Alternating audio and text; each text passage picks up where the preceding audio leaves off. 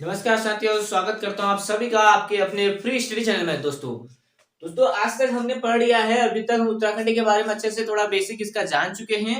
उत्तराखंड का प्रागैतिहासिक और आदि ऐतिहासिक काल के बारे में अच्छे से हम जान चुके हैं।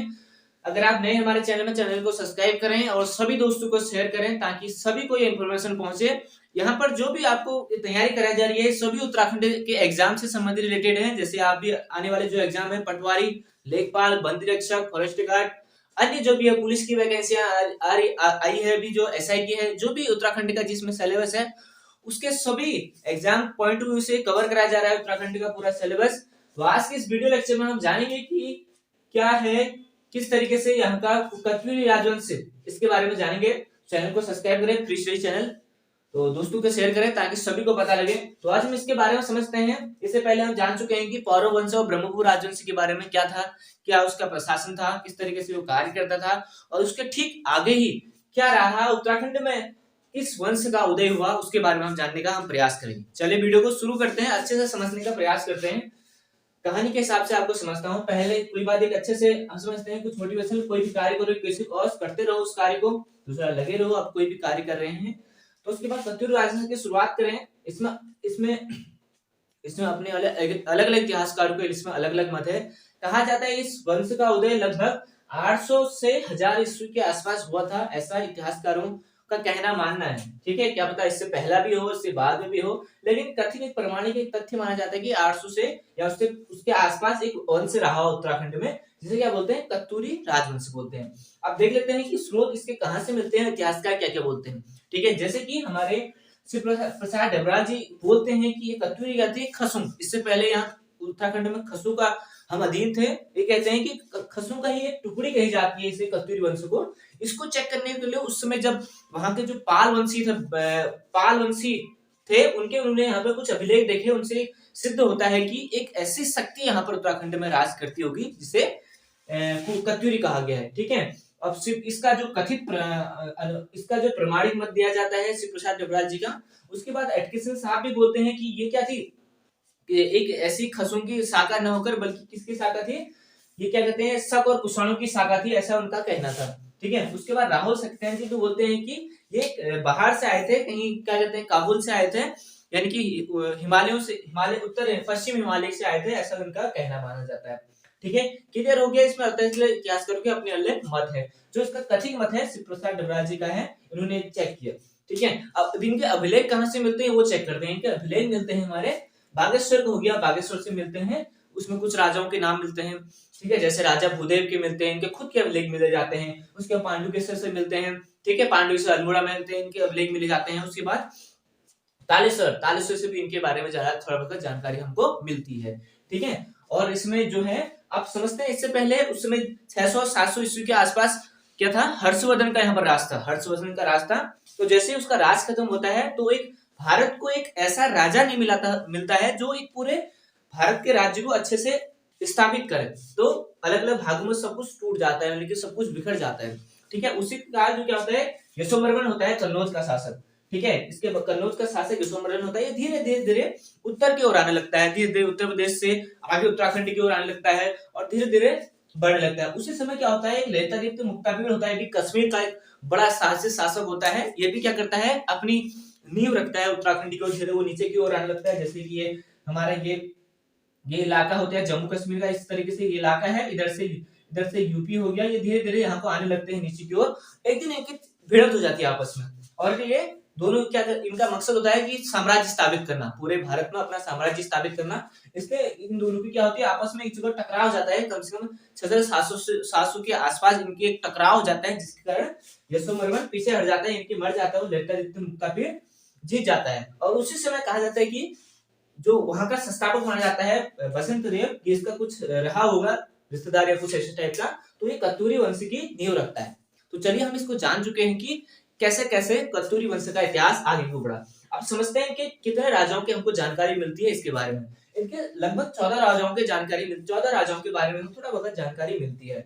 इसमें जो बागेश्वर से है राजा भूदेव के, इसमें खुद के अभिलेख, और बसंत देव के खुद के अभिलेख इनको मिलते हैं। ठीक है, उसके बाद पांडुकेश्वर से मिलते हैं ललित सुदेश सुरुचिराव के अभिलेख हमको प्राप्त होते हैं, जिनसे थोड़ा उनके बारे में जानकारी मिलती है। ठीक है, अब बात करते हैं इसका जो संस्थापक होते हैं बसंत देव को माना जाता है, जैसे ऐसे ब्रह्मदेव भी कहा जाता है, और इसका जो अंतिम शासक होता है उसे भीमदेव भी कहा जाता है। चलिए एक बार राजाओं के नाम देख लेते हैं, कौन कौन से राजा थे।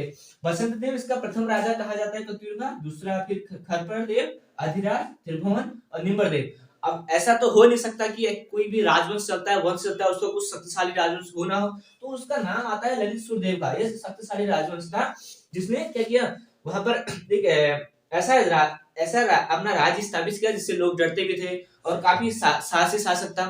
ठीक है, उसके बाद भूदेव का नाम मिलता है, इसके खुद के अभिलेख मिलते हैं, यानी कि अभिलेख मीन्स खुद के या किसी ठोस धातु में लिखे हुए लेखों को अभिलेख मिलते हैं, अभिलेख कहा जाता है। तो इसके खुद के अभिलेख मिलते हैं। ठीक है, उसके बाद सूर्यादित्य हो गया, इष्टगण हो गया, पद्म हो गया, सुभिक्षराज, ऐसे राजाओं के इनके नाम मिलते हैं। उनकी जो प्रारंभिक राजधानी थी कार्तिकेयपुर, जो कि कहां पर स्थित है, चमोली के आसपास, जोशीमठ के आसपास बताई जाती है। जो इसका जो संस्थापक माना जाता है बसंत देव इसका प्रथम संस्थापक माना जाता है। उसके बाद बसंत देव ने यहाँ पर एक निर्माण किया नरसिंह मंदिर का निर्माण किया। ठीक है, जोशीमठ में नरसिंह मंदिर का निर्माण किया। उसके बाद क्या हुआ, धीरे धीरे ये आगे बढ़ते गए हैं, लेकिन उन्हें अपनी राजधानी शिफ्ट कर दी कत्यूर घाटी, जो कहा है बागेश्वर में। अब बागेश्वर में इनका क्या कारण रहा, इसका कारण है इसका उतना पता है नहीं, लेकिन शिव प्रसाद जुबराज जी बोलते हैं कि इसका एक कारण निकलता है कि उस समय वहां उधर साइड गढ़वाल साइड बहुत सारे भूस्खलन होते थे, तो उसके कारण भूकंप आते थे, जिस कारण उन्हें इधर शिफ्ट कर दी कि मत मिलता है। ठीक है, उसके बाद कत्यूरी धीरे धीरे क्या हुआ, अपने एक अलग अलग छोटे छोटे भागों में इनका धीरे धीरे पतन होने लग गया। ठीक है, इसका जो अंतिम राजा कत्यूर का क्या है, वीरमदेव, जिसे वीरमदेव या ब्रह्मदेव भी कहा जाता है। यह बहुत अत्याचारी शासक था। ठीक है, अपना जिसने काम भी नहीं किए, जिसके कारण धीरे धीरे इसका कत्यूरियों का धीरे धीरे पतन होने लग गया। अब पतन होने के बाद क्या हुआ, धीरे धीरे भागों में टूटने लगे। अब वो शाखाएं अलग अलग बिखरने लगी, जिसमें से क्या हो गए, ये अलग अलग भाग में बढ़ गए। जैसे एक भाग काली कुमाऊं में आ गया, पाली पछाऊ में आ गया, तीसरा टोटी में, बारह मंडल, सोर में ये आ गए, और कत्यूर ये अलग घाटी लग गया, अस्कोट में। इस तरीके से इनके अलग अलग विघटित हो गया। जिसमें क्या हुआ, उसके बाद जैसे इसके जो कुछ नाम मिलते हैं, जैसे काली कुमाऊं में ठीक हो गया, चंपावत का इलाका होगा, उसमें वीरमदेव। उसके बाद यहाँ पर धीरे धीरे इसकी पुत्री के साथ फिर चंद्रवंशी राजाओं शादी करता है। उसके बाद चंद्रवंशी वंश आगे चलता है, वो हम अगली वीडियो में देखेंगे। उसके पाली पछाऊ का जो राजा होता है आसंती देव होता है। उसके बाद डोटी के जो थे सालिवान वो होता है। बारह मंडल बम राजा शोर में रहते हैं, जो पिथौरागढ़ साइड है। अस्कोट में हुई रही पिथौरागढ़ साइड सालिवाहन। तो धीरे धीरे इनका पतन होने लगता है। इनके विभिन्न पदाधिकारी, जैसे प्रांतपाल होता था, ये सीमाओं में खड़े थे, उनके प्रहरी होते थे। और उसके बाद आता है घटपाल, ये भी गिरदारों में, जैसे छोटे छोटे गिरदारे होते थे, उन पर खड़े होते थे। और जैसे वर्मपाल का काम भी सिर्फ सीमाओं के मार्ग होते हैं उनका देखरेख करते थे। नरपति, ये नदी घाटों में जो भी आसपास आते थे, उनका कार्य उनको देखते थे, उनको चेक, उनकी व्यवस्था ये देखते थे कि कौन क्या कर रहा है। इस तरीके से इनका जो पदाधिकारी थे। अब इनकी सेनाएं देखते थे किस तरीके से कार्य करते थे सेना में। इनकी 4 प्रकार की सेना थी। ठीक है, जो एक पैदल सेना थी, और एक घोड़ों की सेना थी, जिन्हें क्या बोलता था, उन्हें क्या बोला जाता था, अश्वारोही। एक हाथी की सेना थी, जिसे गधारोही कहा जाता है। एक थी उष्टारोही, अब उसमें ऊंट का भी कुछ ना उल्लेख मिलता है, तो उष्टारोही भी कहते थे। अश्वारोही था, उसका जो अध्यक्ष होता अश्वबलाध्यक्ष होता था, और जो उसका था उसको हस्ती बलाध्यक्ष होता था हाथियों का, और उसे उष्टाबलाध्यक्ष, इस तरीके से उनका नाम बोला जाता था। और ये जो थे शैव धर्म से संबंधित थे, शैव धर्म को ज्यादा फॉलोवर थे। इसका जो अब आय का स्रोत भैया क्या था, उसमें भूमि ही राजस्व का मुख्य स्रोत था। तो भूमि मापने वाला जो क्या कहता था, उसे प्रभातार कहा जाता था। और जो भूमि माप की इकाई, जैसे उसमें के द्रोणयाप हो गया, कुलयाप हो गया, नालीयाप हो गया, इस तरीके से इनका उल्लेख मिलता है कि इस तरीके इनकी जानकारी मिलती है। और उस समय जो ग्राम होती थी, उसका जो मुखिया होता था उसे मुकदम अधिकारी कहा जाता था।